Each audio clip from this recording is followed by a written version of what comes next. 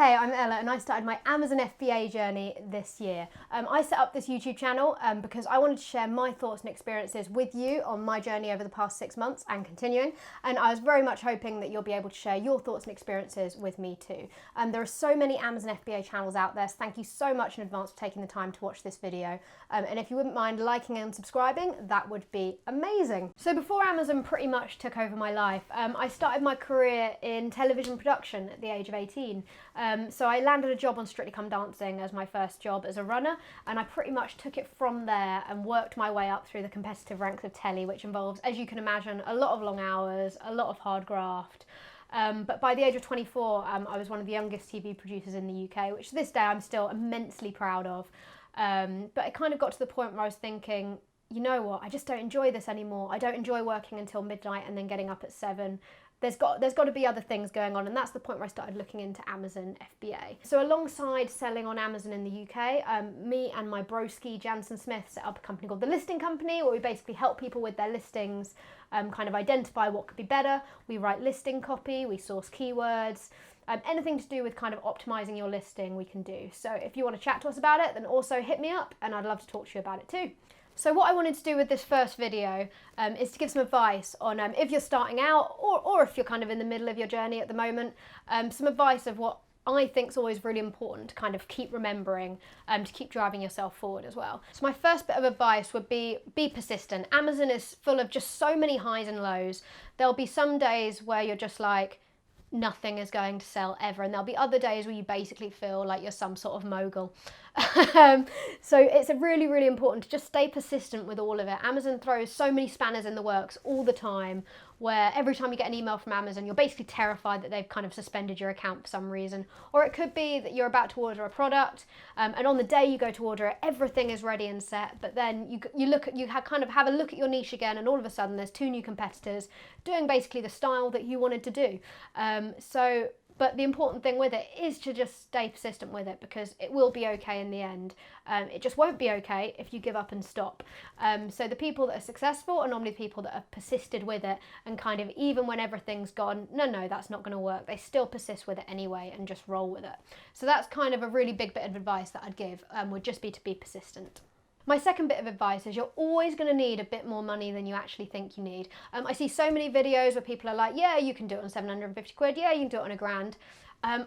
I mean, you probably can, but I think it's going to be very, very, very difficult. You also need to remember that you need to have enough money that when you've ordered your first batch, you need to be able to order your second batch without your money from the first lot coming in yet, or like the majority of it.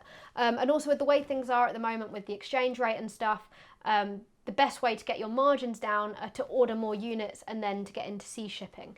But you can't do that without having the bulk money to do that to begin with, or without building it up slowly over time. So the more money you have, pretty much, the easier the process gets. So when you've got something, just bear in mind that if you're spending £3,000 on stock, you're probably going to need 6 or 7 grand kind of ready, like just ready to go.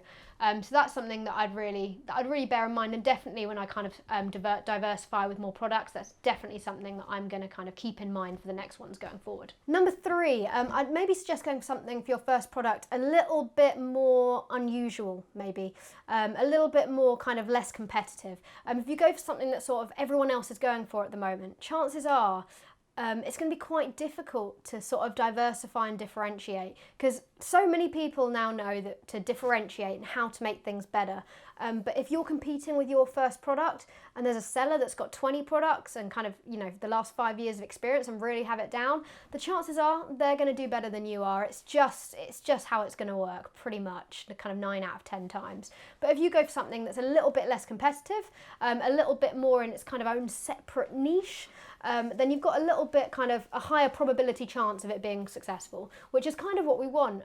I'd suggest maybe don't aim for things that are sort of kind of 30,000 this, 40,000 this for your first product, because 1, you're going to need so much more money that you think you're going to need, and 2, you might not have the skills yet to do it. So go for something that is in a niche that kind of, you know, maybe kind of 5 to 10, where you know that you can make a really, really good product, market it really well, and basically lay your foundations for your future products. Number 4, always think of the long term. If you're looking at a product and you're thinking, oh my God, there's loads of money in this, but I kind of hate it and I don't really know anything about it and I don't really care to learn about it, then maybe just look at a different product, because you're going to spend so many hours, so many days, so many weeks, hopefully even years on this product.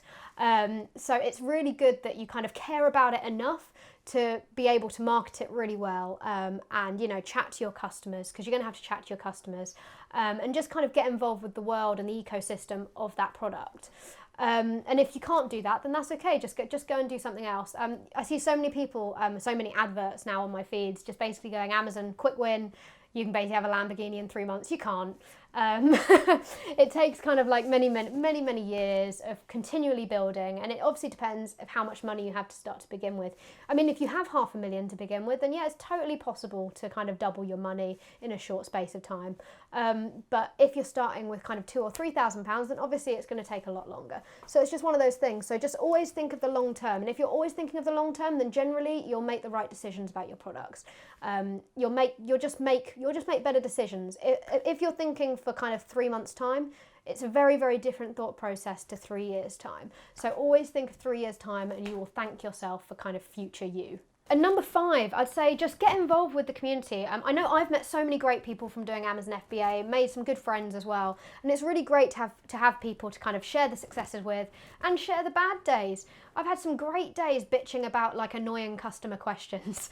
They're good, they end up being good times.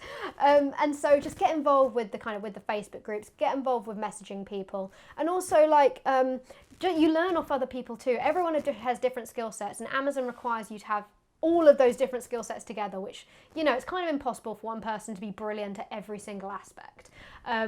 So it's really good to be able to kind of share your thoughts with other people, and they can share their thoughts with you too. So that's kind of a really big thing that I think has made a massive difference, because the process is so insular. Just kind of make it a bit more social and get other people involved. Thank you so much for watching my first ever Amazon FBA YouTube video. It's been a slightly daunting and terrifying process, so let me know in the comments how you think I've done.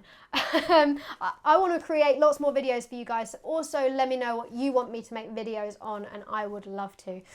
Last thing, if you could like and subscribe, help the little YouTube algorithm, that would be amazing, and look forward to seeing you guys in the next video. Thanks!